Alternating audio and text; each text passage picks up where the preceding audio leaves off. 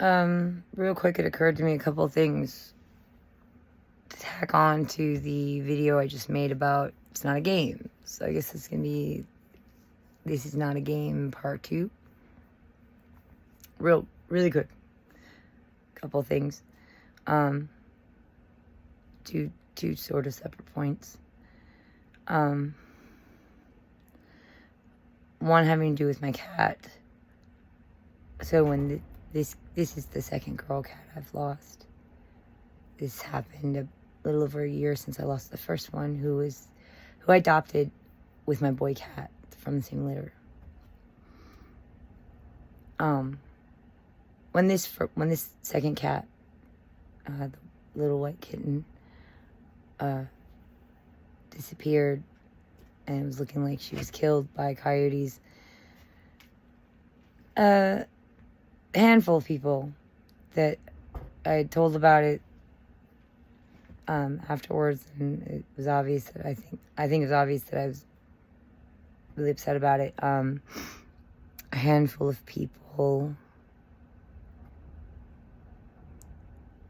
of the group I told, and they were pretty much all dudes, essentially responded with, well, just get over it. Get on with it. She's gone.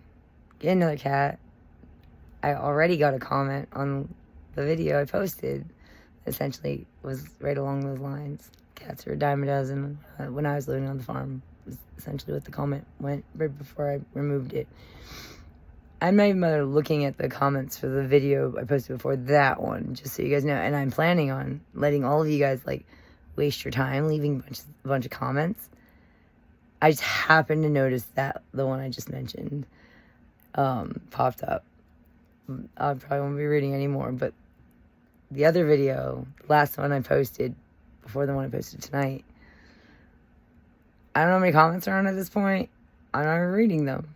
I'm going to let you guys waste your time leaving comments, and then I'm going to just do a mass, disable comments and let you guys waste your time. Because most of you are trolls.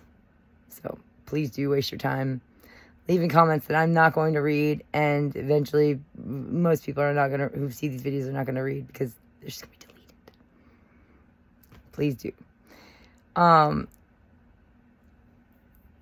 So yeah, that's been the overall response from mostly dudes. Get over it, get on with it. So I'm going to real quick tell a little story that I told to one of them to make a point. This last kitten was not the first kitten that I lost recently. A little over a year prior to this, just before last Halloween. On my way out to California on the I-10, and when I was in the middle of Texas, my rig turned over on its side, and while a police officer was pulling myself and my cat out of the rig, I'd already got my boy cat out, he was safe. While I was pulling his sister out in my arms, being pulled out, she freaked out, jumped off the rig, and ran onto a farm. And it's nothing but farmlands out there. It's about an hour west of Houston, Texas. And I was in the area for a couple weeks trying to find her. Went around the farms and I couldn't find her. However, that was not the first time I lost her on that trip. That was the second time I lost her. The first time I lost her was about a week prior to that in South Carolina, because I was on my way down from Jersey to Florida. I was going to spend a day or two hanging out with a friend of mine in Florida, who I hadn't seen in a few years, and then hop on the I-10 out to California.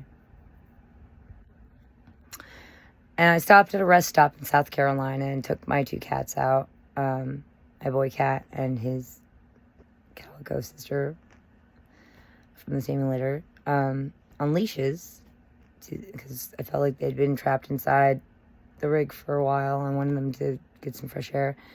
So I took them out on harnesses and leashes, and they slipped away from me. I managed to get the boy cat right before they could slip. They took off straight towards the woods, backing up behind the rest stop. And the woods were blocked by a big chain link fence with barbed wire curled along the top, and another string of barbed wire along the bottom, separate between the bottom of the fence and the soil. Like I said, I managed to grab my boy cat before he could get under the fence and get him back in the rig. But my girl cat got under the fence and out into the woods with her leash on. So, of course, I'm freaking out. And I'm running back and forth between the edge of the woods with the fence and my RV and trying to figure out, take stock of what I have. How do I get over there? How do I get my cat? Oh, my gosh. And kind of going around a little bit to people around, can you help me? Do you know, like, what's on the other side of this? Is there somebody around here who can tell me, like, is there a place in this fence where I can get through? Please, can someone help me? Does anybody know? I need to get my cat. One dude saw me in distress, and it was very much like the fox came running when it heard the rabbit scream, you know. Started kind of following me back and forth alongside me. Just a squatty little toad of a man. Ugh. Pretending, sort of, to trying to help me, but really the entire time telling me, like, you should just forget about her. I mean, she's gone. Cats run off. There's foxes all around here. Foxhole. She's probably dead by now. And all the while also going, I like you. Can I get your number? And I'm like, do you have a stepping ladder or anything? I got to figure out how to get the frick over this fence or under this fence. I had to get to the other side of here. I'm going to find my cat. I need to find my cat. Can you just help me? I'd be like, can you just help me? I said to him stuff like, a stepping ladder, anything. Can you give me a lift over? I just need a way over this fence. I need to get my cat. I know she's right in there somewhere. I got to find her. She's my baby. He was very, like, he's mostly focused on trying to convince me to, like, forget about her or let it go and focus on him. And he was also like, oh, well, the land over there on that side is federally protected land. And I can't help you get over there unless I, call the government and ask them for permission. So there I am, frantically, trying to figure out, like I'm taking stock of the fence and everything, things I got in the back of my rig, like, trying to figure out a way to get over this freaking fence. Sorry, I don't give a shit that it's federally protected land. It's a freaking forest. I was only planning on going in there, like, a few yards in to find my cat. I'm not planning on going there for anything else. I doubt very much the federal government gives a shit if I'm just over there, like, looking around for my cat a bit so I can fucking piss off with her, leave. I'm pretty sure they're more concerned about people, like, I don't know, illegally hunting or, starting crack dens or something out there or whatever.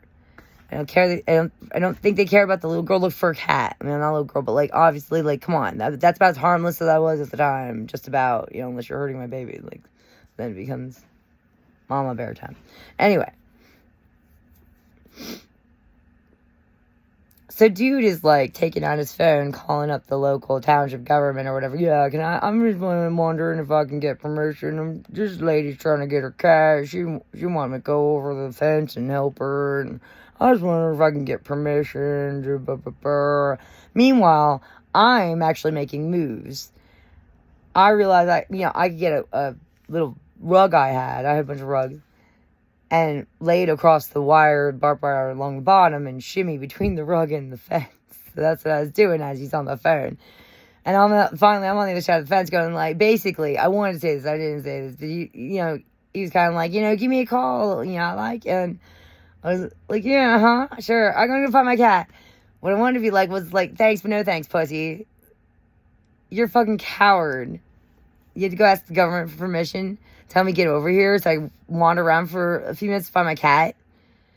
You stood there, basically told me to just give up on my baby and, like, pay attention to you. Yeah, you're a chivalrous hero. Like, go the fuck away.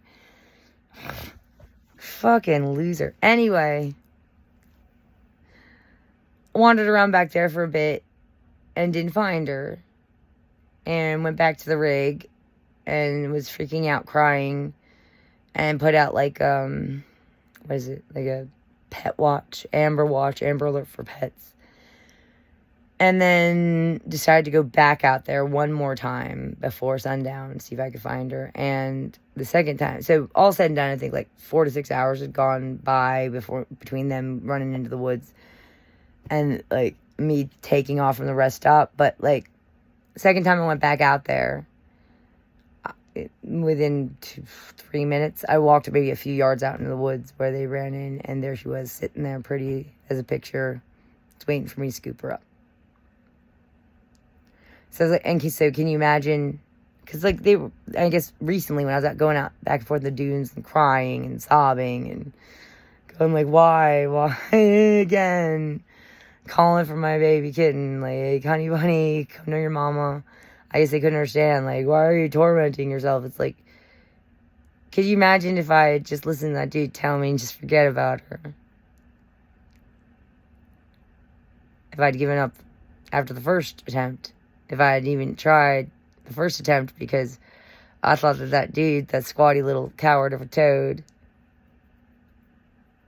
was right, and I should just move on. She's just run off into the woods. Oh well.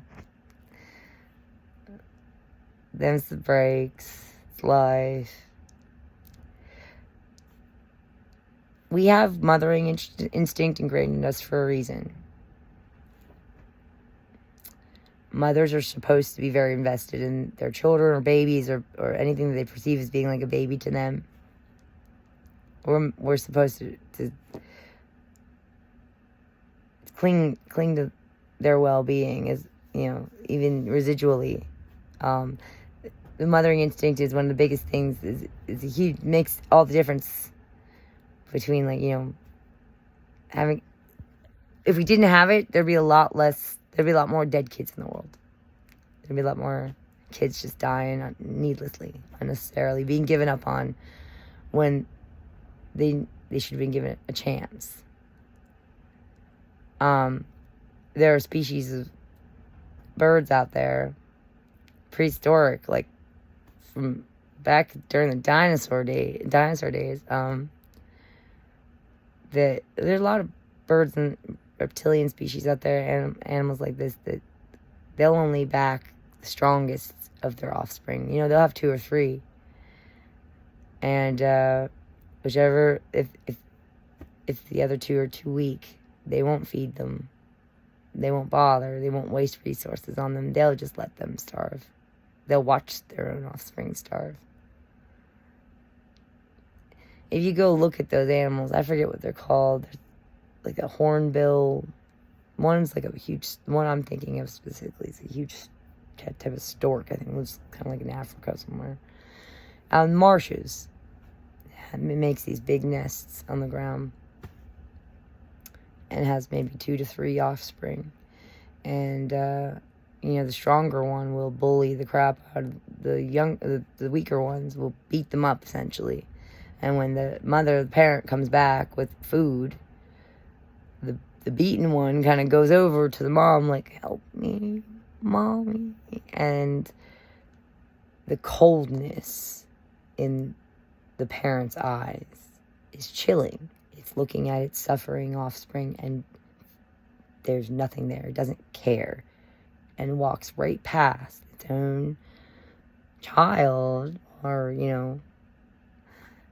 that's horribly traumatized and suffering, and proceeds to only feed and support the strongest of its offspring that's been beating up the weaker offspring. So that's a prehistoric bird species. It's not a human being. Are we starting to work out these boundaries for human being? Human beings don't give up on one another.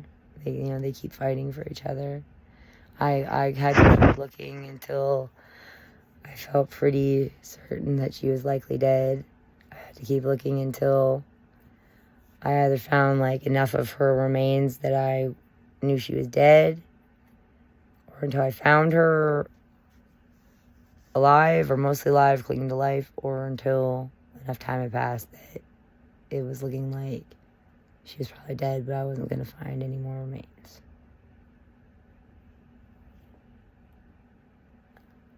So, and that's called being a mother. And there's good reasons for us being this way. And if we weren't this way, most of you idiots would be dead. Because we'd have thrown your very annoying toddler asses into a dumpster a long time ago. If we weren't really invested in you, you know how fucking annoying you are and were? when you were the size of a football, when you were 2 feet tall and very demanding, your ass would have just been left behind in a park somewhere if your mom wasn't really invested in you. So stop telling women and mothers to not be women and mothers. That's stupid. That's really stupid. It's not a smart move. Not at all.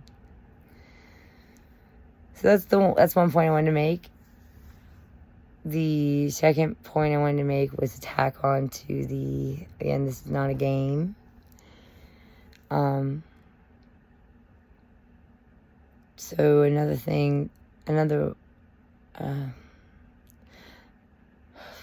a connection I wanted to make was, again, along the lines of people brainwashing kids into thinking that this is all a game. Something I've heard in my research, read of, popped up here and there. This guy named Fritz Springmeier gets into it in a book series about Illuminati bloodlines. I suggest you look into it. There's a chapter where he goes over some mind programming that it's said the Illuminati bloodlines do to their children or any children they get their hands on. And some of this programming involves doing things like taking kids when they're as young as 3 years old, pumping them full of psychedelic drugs like LSD, and making them sit down in a room that's full of these different props with a programmer, an adult who already has like a set of programming codes and phrases and such in mind, and making them watch movies like Fantasia on a large dose of LSD. The programmer will be sitting there off to the side, ready to feed this child suggestions at key points in the movie.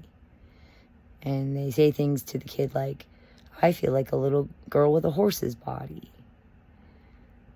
And essentially, this is another way that they try to convince these kids. If you go through, it's in Fritz, again, his name is Fritz Springmeier, I believe, Fritz Springmeier.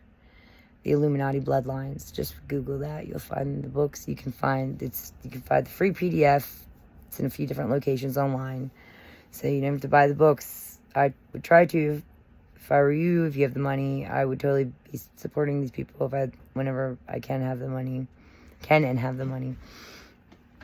But if you don't, there are free PDF versions you can get online. Yeah, so it's pretty brutal if that is what they're doing. I've heard similar things going on in MK Ultra program. Basically experimenting with kids' minds and trying to get their psyches to split, causing dissociative identity disorder, essentially a multiple personality disorder, which occurs in patients that have suffered extreme trauma, chronic trauma, usually from a very young age, and usually from the people they should have been able to trust, the primary caregivers, and usually sexual abuse.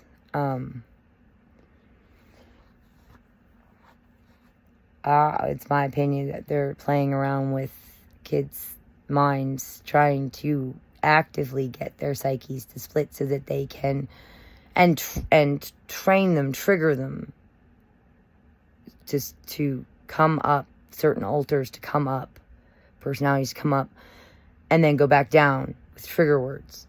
So that way they can trigger an alternate personality to come to the surface, and they can abuse that personality, that alter, and then they trigger it to go back down and be buried again and be replaced with the typical personality or alter that the kid has in place to deal with most of the rest of the world, so that they can do horrible sexual abuses and torments and experiments on these kids and have these kids practically not even remember it, because it's happening to, like, it's like they're partitioning their these kids' minds as if they're partitioning a hard drive on a computer.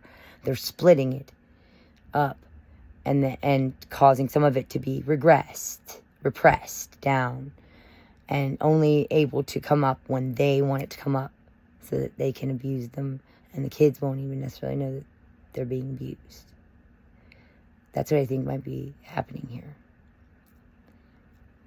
Please do go read the 13 main Illuminati bloodline names.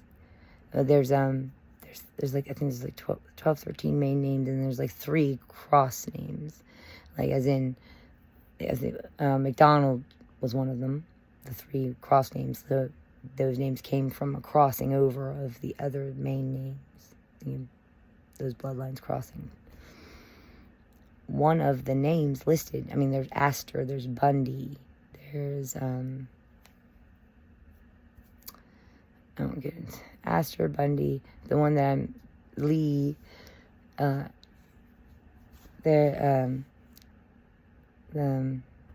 Onassis, Kennedy. The one that I'm interested in now is Freeman. That's one of the names listed, Freeman. The last name Frank, F-R-A-N-K, the last name Frank means Freeman. Dave Frank has a video on his YouTube channel about Morgan Freeman, the celebrity, doesn't he?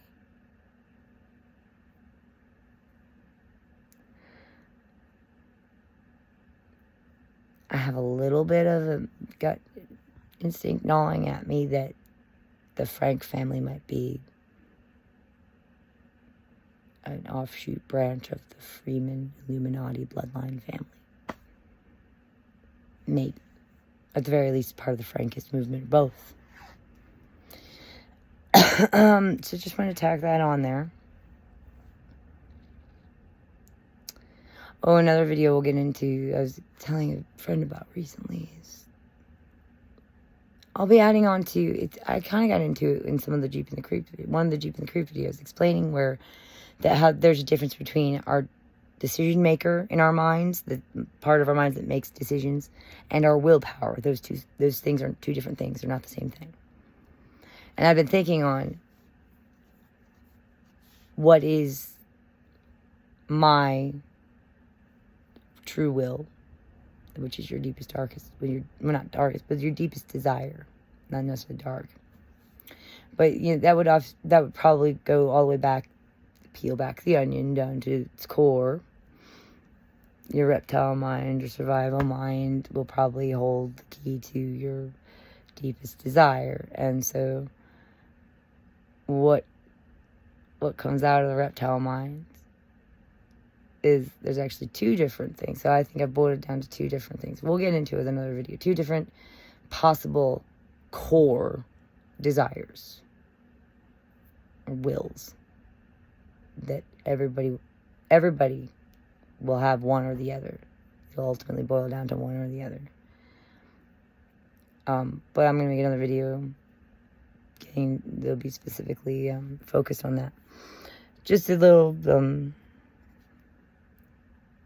I don't know, teaser. So yeah, I just want to tack those on. There's a lot of good reason for protective mothering instinct. And typically the higher the mammal, the more protective they are, and the more residually protective they are. Even after they know that the baby's gone, it's harder for them to let go. They will eventually, but like, for example, monkey and ape mothers, even well after their baby dies, they'll hold them for days. And it's like they have to come to terms with, like, the child's gone, the offspring, the baby's gone. Whereas, a lower creature, one of those heron things, storks from prehistoric days, they can walk right past one of their offspring in the process of suffering and dying. I'm sure they're perfectly capable of letting go once it's actually dead, too. Like, they're not going to cling to it, are they? So, there's good reason for it. Stop telling us to just get over it and get on with it. And, oh, well, the baby's dead. We can make more babies. Like, you know what? Why don't you go find someone else to make more babies with? Because I'm just running out of patience for you. This lack of empathy just simply won't do. This lack of courage, laziness, lack of selflessness, heroism. It's just no bueno. What is there to respect? And like you guys think you're supposed to be ruling the world? Or telling us what to do? Or you think that you're appealing as breeders? Like, partners or breeders for us? Like, you don't understand why we're sad when we lose our pets or our children. You just want to get over it. Like, so... Ugh.